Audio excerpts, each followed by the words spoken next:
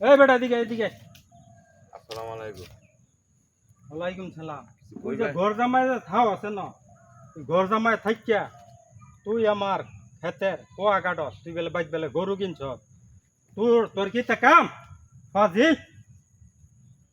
এই যে আমার খেতে গরমা খোয়া কাটিলা, এইটা কি তোর কাম? তুই এনে থাকস ঘর জামাই, শরম নাই রে? শরম দুইয়া খাইয়ে লাইছ? কথা কইলাম কই দে বুঝ করে কই কি দিলাম। এর বুঝ করে তোর লগাইতাম? গর্দমা থাই এ কথা হনেন। গর্দমা কি আমি আপনার বাইক থাই? আমার বাইক না তুই আমার খেতে খোয়া কাটস করে, শরম নাই রে? আমার খেতে খোয়া কাটস, হ্যাঁ? শরম কি দুইয়া খাই লাইছ? আপনি দেখছেন তুই যে ঘর জামাই থাও সেটি তো বেশি, আবার বড় বড় কথা কস। গরু দুধটা ভালি আপনি দেখছেন? এর গরু ভালো করে না, ঘর জামাই থাও করে, তোকে শরম আছে? হ্যাঁ, বেলা যা খারাপ। ফোর বাই জায়গা কিনিয়া গড় তুললা পরে থাই।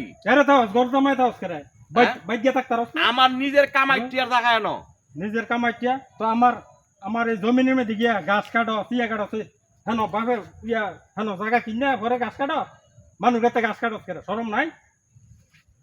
বেলা যা গরু গাই বেলা আমনে আমার ছাসাও লাগেন। চাচাউর দেখে কি হয়েছে? আমনে আমার এই কথা ভাড়া না করার লাগে। আরে তুই যে এই যে আমার ক্ষেত্রে গাছ কাটো, এটা তোর কইতে আমি যে গরু বলি আমি গাছ পাই না, তো আমার ক্ষেত্রে গিয়া গাছ কাটতে লাগছে রে।